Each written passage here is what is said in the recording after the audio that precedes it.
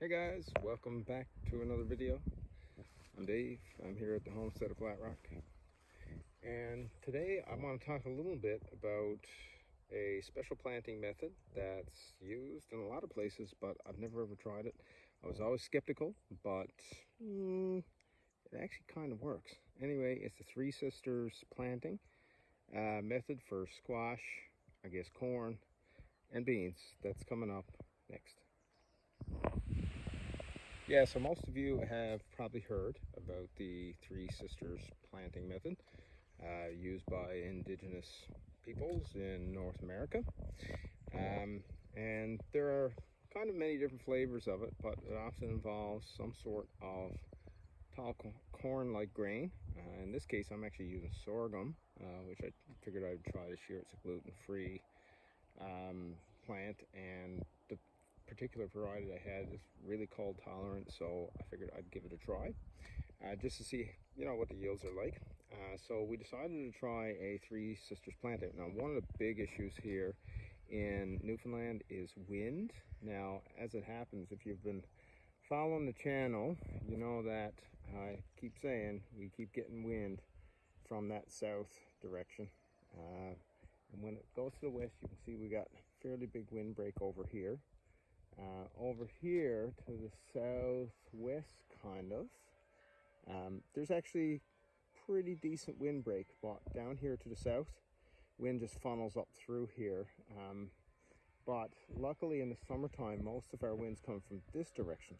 So this particular part of our yard is actually really sheltered, and it's easy to tell because things just flourish up here in the forest edge garden that we planted out in the spring with fruit trees and a variety of nitrogen fixers and all kinds of good stuff. Anyway, so here is our Three Sisters plant out.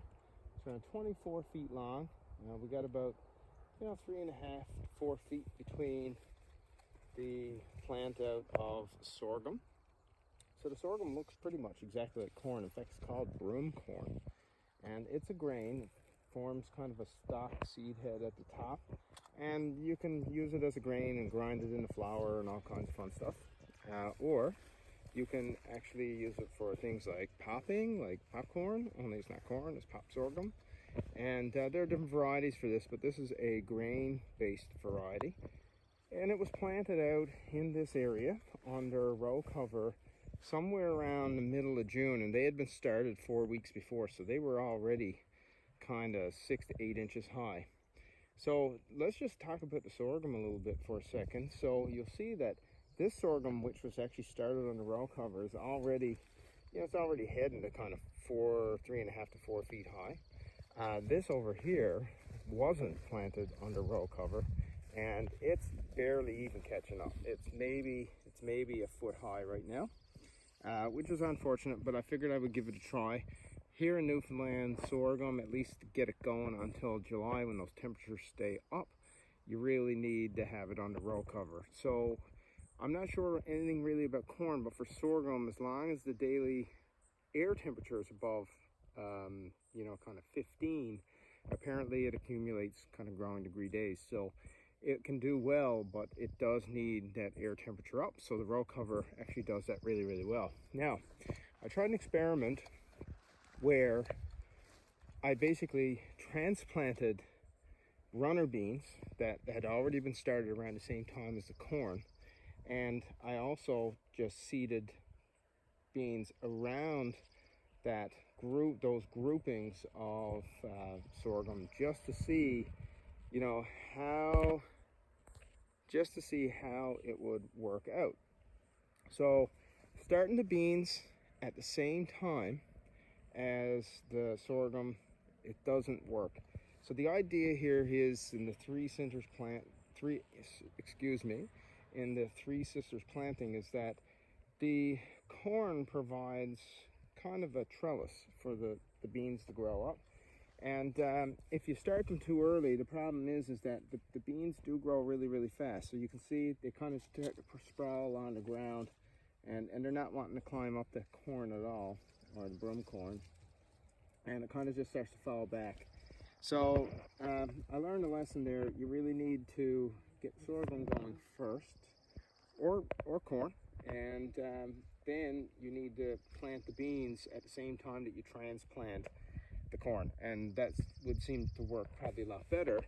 As over here in this planting, you can see these beans were actually planted at the same time that these were transplanted, and you can see they're climbing up nicely, and they're not choking out you know, the growth of the corn at all.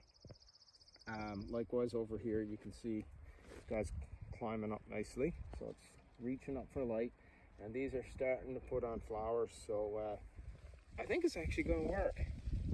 In any case, you know, in terms of water retention here, it seems pretty good. I think that, you know, that having squashes seems to maybe help, but this is all anecdotal, whether or not it actually does. All I can say is that everything seems to be flourishing. Now, the soil is pretty fertile here anyway, and we always add fertility to the soil from chicken manure compost and, you know, various things that we use, fish fertilizers that we, you know, make on site ourselves, as well as, you know, a special recipe of rotting weed juice. Which actually is really just rotten weeds in a bucket and watered down. It actually works really well for fertilizing plants.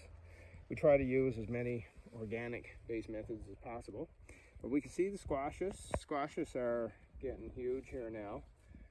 This one butternut is put on about a 6-foot arm.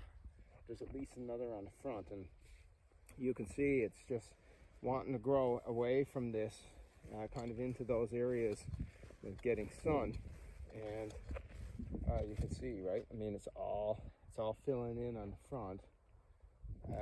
Here's a spaghetti squash, and we've got some nice spaghetti squashes down here growing. This guy is Pinnacle Hybrid, which is seems to be pretty prolific, which is good. This is a yellow zucchini. I tried a yellow again, but yellows just don't seem to do very well here compared to greens. That being said, I'll let it go and see how it all works out. Lots of butternuts coming in down here and flowering, and you can see it's completely just shading that ground in front of the sorghum. And yeah, so the beans are making their way up slowly around these stalks. You can see that's beans there, and they're just winding their way up around, and it's actually working out pretty good. Now, studies that I've read actually indicate that the yield per acre for Three Sisters type plantouts is actually less than if you were to just plant out individual crops. And it's likely because of planting densities, and there's probably a whole variety of things here that would lead to that. But from the point of view of usage of space in a garden, basically a bed that's kind of 3.5 to 4 feet wide by 24 feet long, I mean, I'm able to fit, yeah, something like, you know, probably 40 or 50 sorghum plants. You know, the same thing for the beans, and like 7 or 8 squashes. So I mean, you know, it's pretty good use of space. So if not anything, I would say that, you know, that the Three Sisters plant out is actually kind of, that planting method is really good for making good use of space.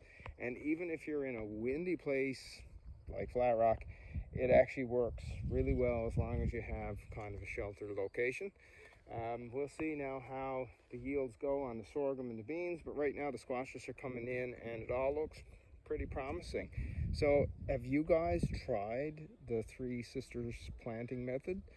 If you haven't, it's actually worth a try. It's a little fun to kind of see how the system evolves, but you know, don't necessarily expect, you know, crazy yields more than what you would get by planting them individually. It's just a really kind of good use of space, and it can work well in a windy location.